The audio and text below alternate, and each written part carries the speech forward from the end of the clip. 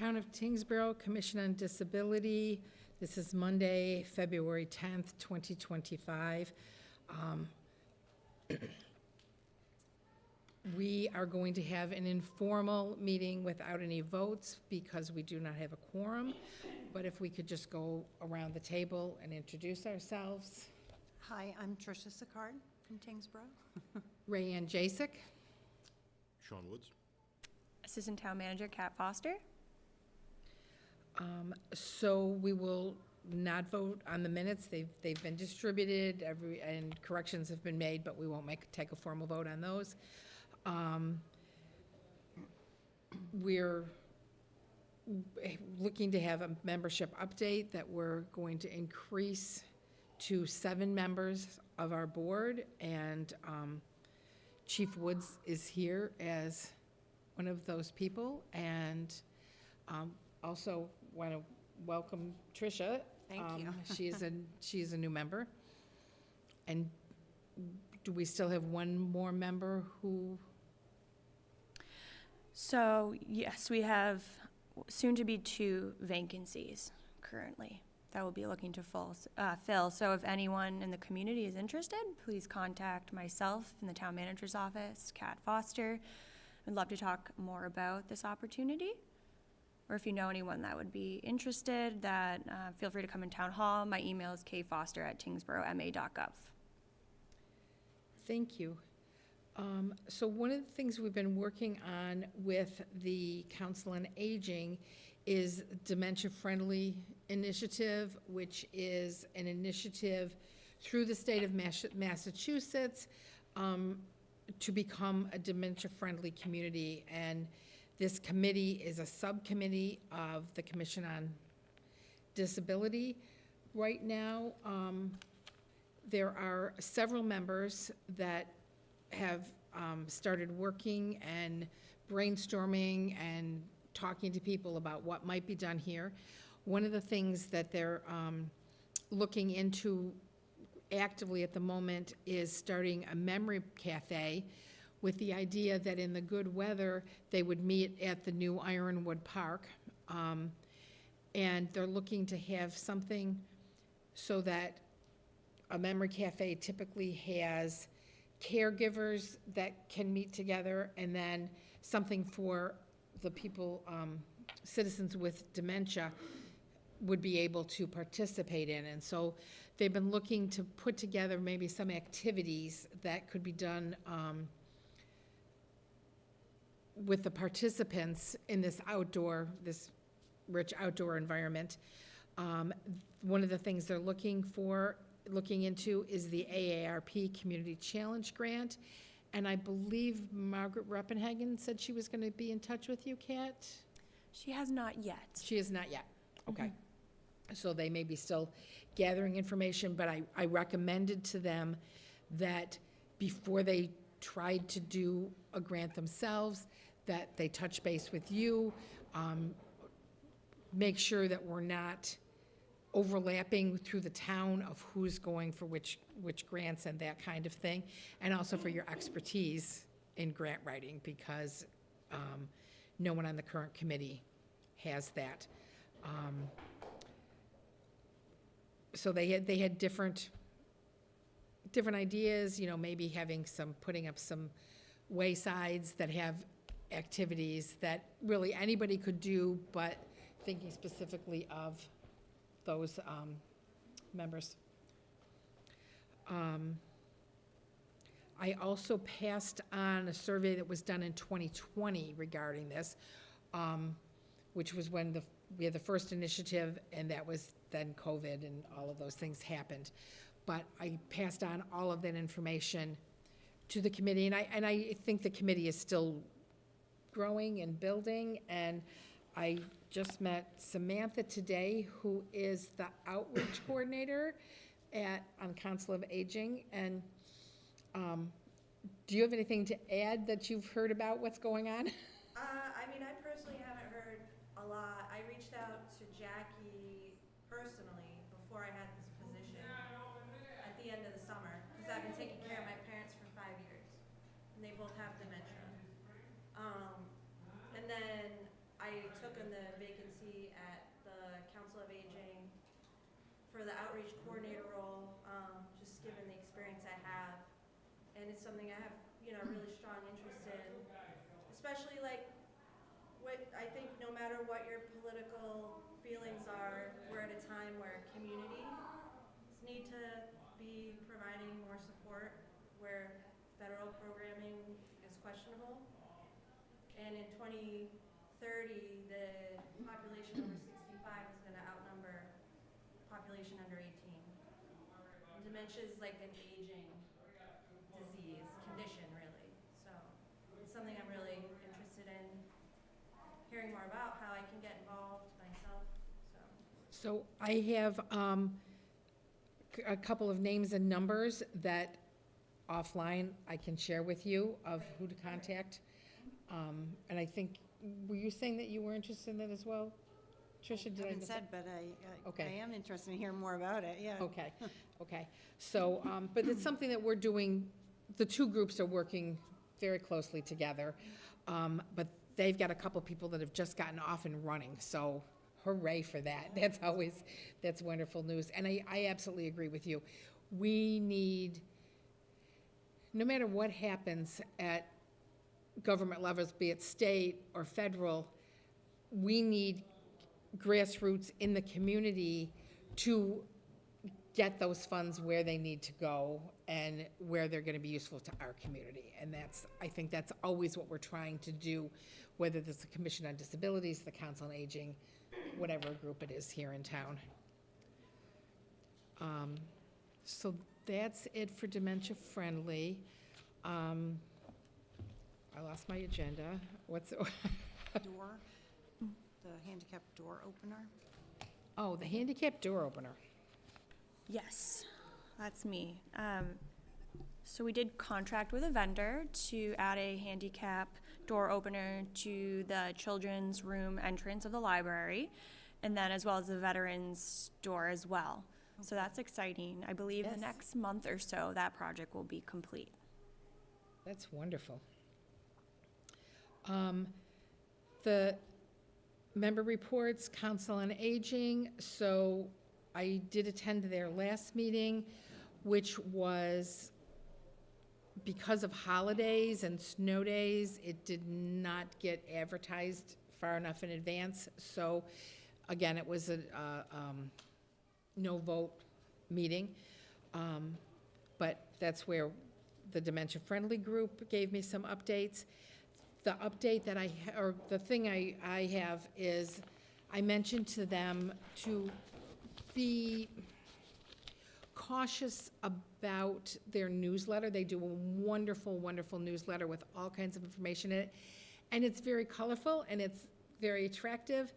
But I had some cautions for them about using colored ink and some of the backgrounds in terms of visibility, especially with our senior community. And that was December, and the February newsletter just came out, and the changes have been made. And so they were very amenable to that, and so I thank them for doing that. And I see we have a guest. Did you have something that you wanted to? Actually, that would be great. I can come up there. Thank you so much.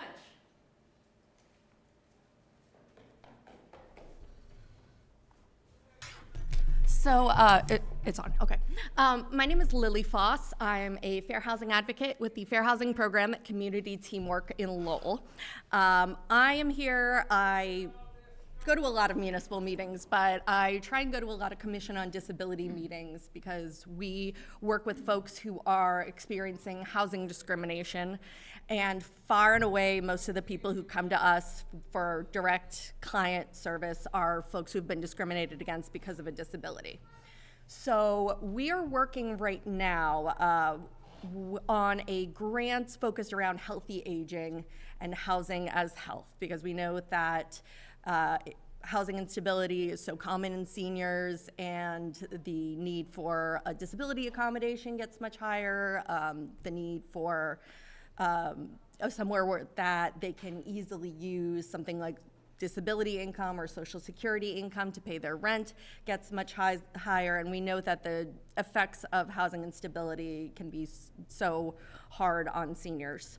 So we're working in the communities around Greater Lowell to get people together to speak up for affordable housing, housing development, and in particular, we are talking a lot about ADUs. I know that Tyngsborough already had ADUs in place. I've talked to your planning folks. But we want to raise awareness of what a great option they are for seniors and for people with disabilities who would benefit from living close to a family member or a live-in aid, but don't need to live right on top of someone who, need or want a little bit of independence.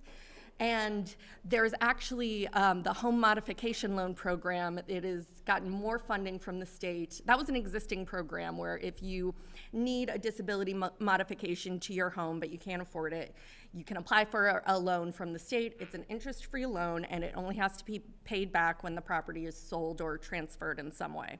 So the passage of the Affordable Homes Act back in August included more funding for the home modification loan program, which is also administered by Community Teamwork. We're a big community action agency out of Lowell. Most of the time, folks who are in the disability community are familiar with CTI to an extent, yeah. So we administer the home modification loans as well, and now you can use those to build an ADU. You can get up to $50,000 to potentially build an ADU if it's for a senior or somebody with a disability, if you're building it for that reason. It could be for a live-in aid. Sometimes seniors just want to move into the ADU and rent out the house. You don't need a 3-bedroom if it's just one person. That's a lot of upkeep and a lot of extra space. It can be so great for seniors who might get lonely otherwise. We know that's a huge cause of deleterious health outcomes for seniors, just not having anyone around, and the ability to move in with a grandchild or a child or another family member, but not sacrifice that independence and one's own space can make it such an attractive option. But there's a lot of opposition to ADUs. I mean, it is legal by right across the state now, but because there's been so many misconceptions and so much hesitancy in a lot of the communities, people don't realize how useful they can be to specific families. And when I talk to people in the community, I talk to a lot of seniors at senior centers, and when I say, this is an option, you can move in with one of your kids, I talk to people who have parents who are seniors, and they're, oh, I would love to have my mom be able to be near me, but she doesn't need to be in my house. So when people realize the actual utility and how it can be helpful to them and to people they know, then people tend to be a lot more positive about it. So I wanted to come specifically just to talk about, what the Fair Housing Program does. We do provide direct services if somebody is encountering an issue with their landlord disability or, another protected class. Then they can come to us, we'll work with them directly, and we can help them talk to their landlord. We don't provide legal services, but we can take them all the way up until they might, if they have to go to court, and we can help them file a complaint with either the Massachusetts Commission Against Disabilities or with the Department of Housing or Urban Development. But we also do a lot of educational pieces in the community, and I actually came specifically because we run regular virtual training series. They're always free, and we are launching a new one, and we actually have 2 sessions that are specifically on fair housing and reasonable accommodations for people with disabilities. Those are really popular, and it's great because it's virtual. We don't have an attendance cap. They're run by our Fair Housing Program manager, who worked for 10 years with the Disability Rights Center of New Hampshire, doing pro-disability litigation. so he knows what he's talking about. So we're having that one. We have a fair housing session and reasonable accommodation session next week, and then one on April 2nd, and then we have fair housing and tenant rights on March 11th, and that's people's civil rights and fair housing rights, but also just their rights as a tenant in Massachusetts. You know, the right to have things repaired and not have mice in their home and basic things. But we know that a lot of people, especially in Greater Lowell, aren't renters. So we're also working with AgeSpan in Lawrence and their family caregiver support group to offer another training. We call it Aging in Place, Staying in Community, but it's really for anyone who is taking care of somebody and their family could benefit from an ADU or a disability-related modification. So it's going to be, I'm going to be talking about ADUs. We are going to have our administrator of our home modification loan program talk about that, both in ADUs and then the other things that home modification loans can do. And then our fair housing program manager is going to talk more about disability protections in housing. And we do usually think of those as it relates to rental housing, but senior housing, HOAs, condo boards, utility companies, mortgage lenders, all of those have to abide by fair housing laws and, you know, protect people's civil rights, disability and otherwise. So I just wanted to let you all know, because you obviously have disability community connections, and we don't have, I've been trying to make some inroads in Tyngsborough. I've talked to the folks on the Affordable Housing Trust and some folks from the planning departments, but we're trying to get more out there, and we're using a new platform for the trainings. They're on Zoom, but it's much easier to register now, so I'm just very excited to tell people about it. But I'm happy to answer any questions. So Kat, would those announcements be something that could go out on the email blast from the town? We can talk to the town manager and see if he can. Oh, that would be wonderful. Yeah, I have my card with me, and I can, send these as PDFs. It's not like you have to scan it or anything. Oh, that's great. Yeah. That'd be. Also, if you would leave your card with me, I would pass it on to, well, actually 2 cards. One for me and one for my contacts at the Council on Aging. Yeah. They are specifically, what really triggered my mind right away is they're specifically at this point trying to target the younger seniors, 60 and up. Yeah. And they're planning for some evening activities to start reaching out to that group. And I'm Right. thinking, okay, that's the sandwich group. And also, parents that have disabled children Yeah. who are maybe now adults. So I could see where they might really be something, a group that you might be able to Absolutely. to talk to. I- So I would have them get in touch Yeah, with you. that would be and, fantastic. we would work together. I But do a lot of outreach at senior centers just because the seniors have such a happening social life and much more than me. So they have so many activities, so it's very easy for me to just set up a table. I'm in Tewksbury outside their very popular bingo game once a month. They have like 100 people who come. I would have to get there really early so I can find parking. But I can always just go bring my materials, set up a table. And the great thing about community teamwork is it's a huge organization, so I can bring lots of other information that's helpful to seniors. We have senior volunteer programs, we do fuel assistance, we do income tax assistance.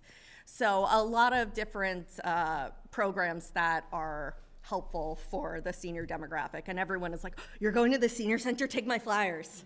So it's great. It definitely fills up a folding table. well, it's nice because there's not a regular activity Yeah. of this group, but so that's a place where I could see you definitely being able to have people already gathered that could benefit from Exactly. your information. So Yeah. I'm happy to pass that on. That'd be wonderful. Thank you. I'll give I'm you sure my card. Samantha will pass that on as well. Give me the flyer. Yeah, absolutely. Will do. I'll be there tomorrow running bingo.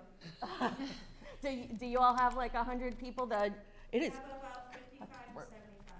is it weekly or? Yeah, it's every Tuesday. Yeah, the seniors, I read all their newsletters. It's like, oh, man, I want to do the, Tewksbury has belly dancing classes. Man, I have a couple years before I can take all the senior center activities, but I'm looking forward to it. Does anybody have any other questions or comments on that? And then, is there anything else? We can't really bring out new business. Is there anything else that we should address? And we can't really adjourn, because that takes a vote as well. Thank you so much for coming. Oh, thank you. I have my cards over here. Okay. Yeah, I don't have anything at this time, other than we'll meet March 10th again at 3:30 in this room. We'll have a packed agenda, I'm sure. It's getting more packed by the minute, yes. Well, thank you. Good. All right. Well, thank you, everyone.